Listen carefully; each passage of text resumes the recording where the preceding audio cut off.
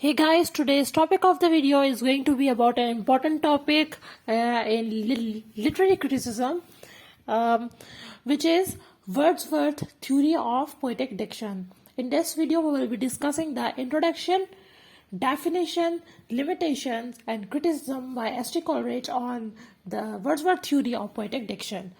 But before starting, I will suggest you to subscribe to my channel so that you can get all the literary videos on there.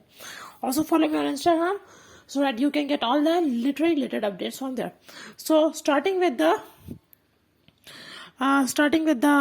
introduction of the theory. This theory is a reaction against the pseudo-classical theory of poetic diction.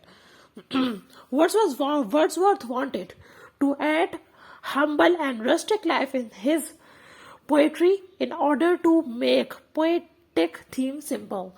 So the pseudo-classical theory is actually the fabricating and the intellectualizing and the flattering of language, which is not used by the common people, and the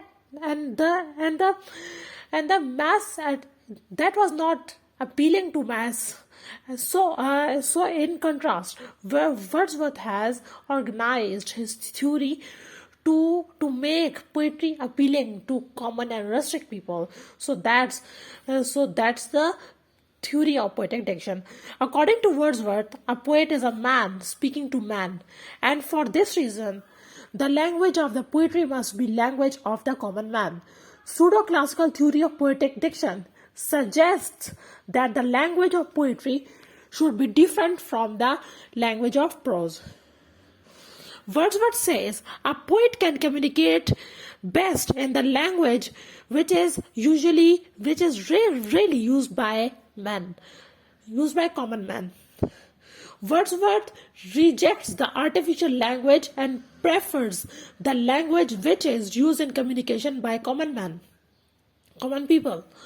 In preface of the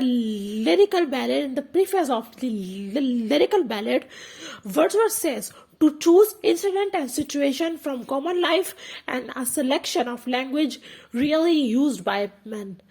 He wants to use humble and rustic life language of farmers, shepherds, but this language must be purified from vulgarities.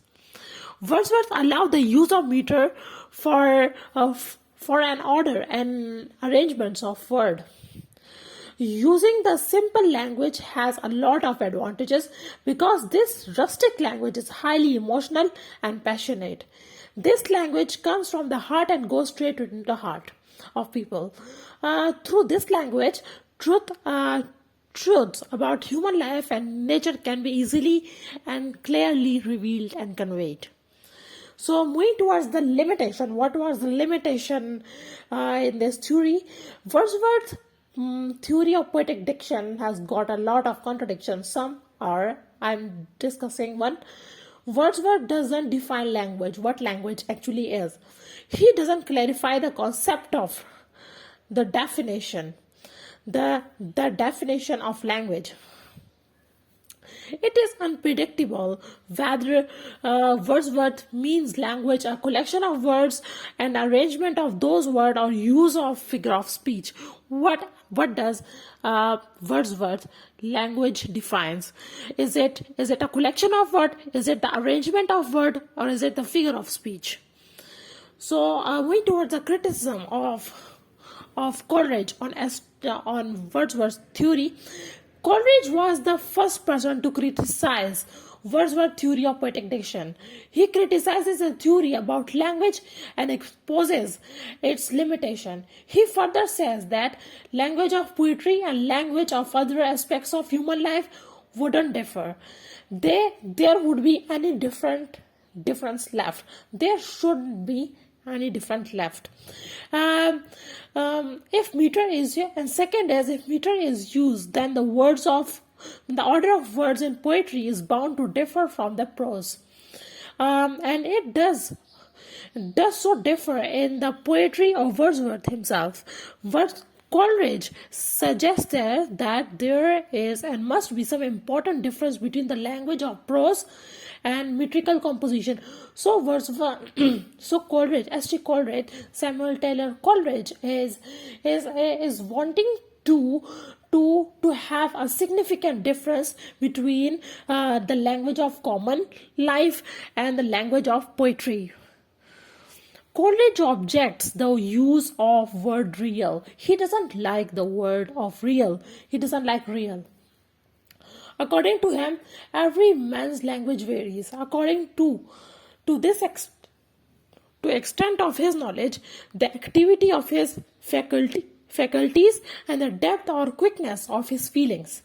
Every man's language has first is individuality, and secondly the common properties of the class to which he belongs, and thirdly word and phrases of universal use. For real, therefore, we must substitute ordinary or lingua communis. Lingua communis is the language of common people. A poet is not born to use rustic life and language in his poem. There should be some difference, according to Coleridge. So, Wordsworth's theory of poetic diction has strong limitations, but it is also significant. You cannot deny its importance. So I think that was enough. So thanks for watching. I hope you like or dislike this video. Also comment in the comment box for further inquiry, and do subscribe to my channel and also follow me on Instagram. Thank you.